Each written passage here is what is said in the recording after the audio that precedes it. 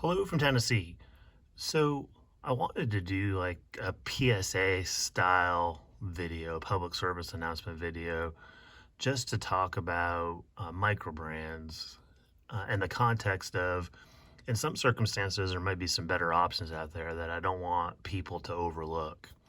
And I really got thinking about this because I recently had this in on loan. I'm getting ready to ship it out right now, but this Duckworth got me thinking a little bit. Now, don't get me wrong. This is a nice watch. It's got a nice profile. I love the cushion case design. I think it's got a unique design to it. And these are pushing, $900, $1,100 on the bracelet too as well. So, but this is not a dig on this watch. It's just this is a really nice watch. But I got thinking, especially because I was glad to check this out, but I will not be adding one of those. And so why?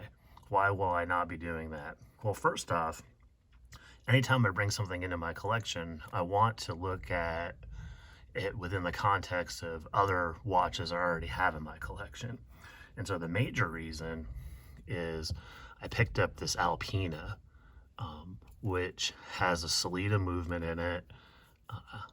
I think it's a cool design. It is, if you can tell, I don't know if you can tell there. It's a little bit bigger, but it's a great watch, and it fills the need of the cushion case design too as well.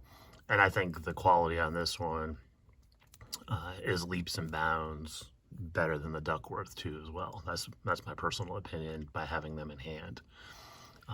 So nice watch, Swiss movement, established brand, and I think these would compete in the collection.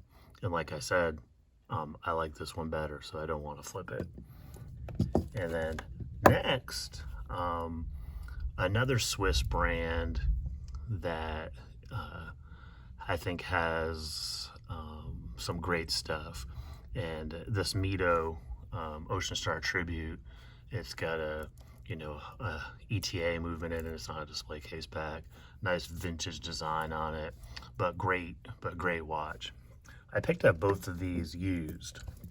So I picked up the Alpina and the Mito both used. And like I said, these are about $900, $1,100 on bracelet.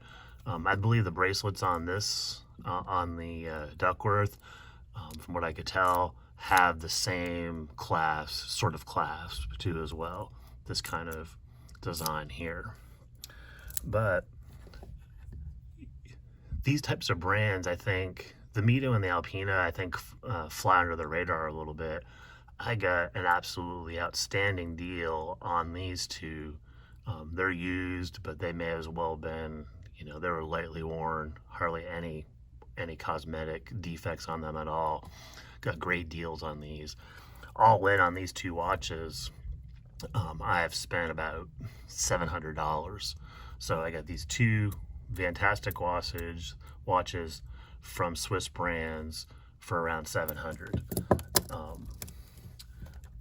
If I sold these, I'm definitely a flipper. I don't plan on getting rid of these anytime soon. I really enjoy them both and really like them both.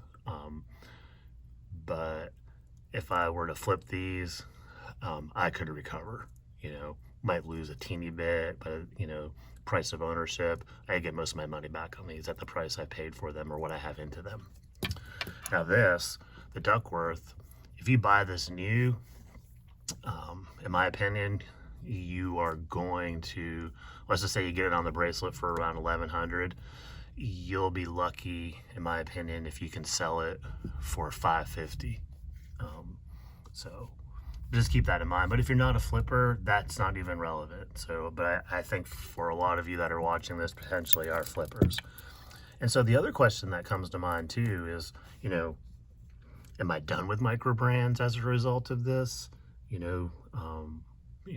I frame this as a PSA for, consideration beforehand, and I'm absolutely not done with microbrands at all. I think I have a hard time with them being keepers in my collection. I have a hard time connecting with them. Um, I just did a first impressions on this Notice, and Notice is a great brand, but I didn't really connect with the sector deep here at all. So I wanted to. I liked it aesthetically from the pictures that I saw. That's gonna bug me there.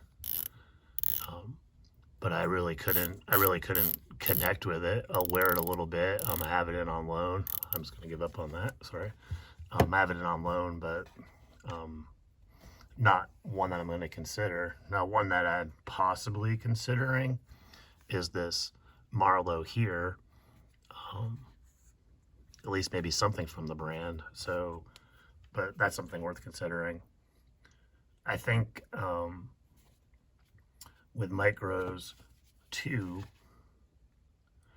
So with micros, I have two that I really like. So this NTH is in my collection currently.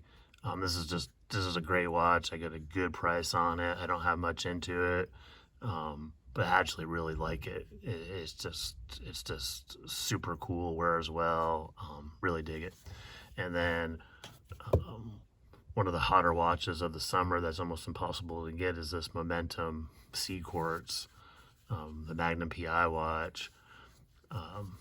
I really like this too as well. And it's not because it's a hot watch. It's just if you have one of these in hand, and the price on these brand new is 300. And these right now, and I'm not planning on selling it, but these are going for more on eBay right now. So some affordable micro brands, if you're riding the curve in terms of the popularity, sometimes there's no risk to checking out some. If you can isolate, like, let's just say you want to check out this watch, if you can get one, there last time I looked they were sold out, but at $295 you can get your money back if it's hot.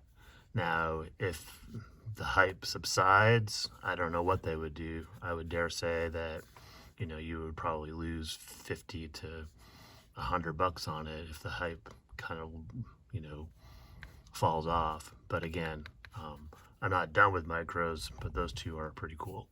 So that's it.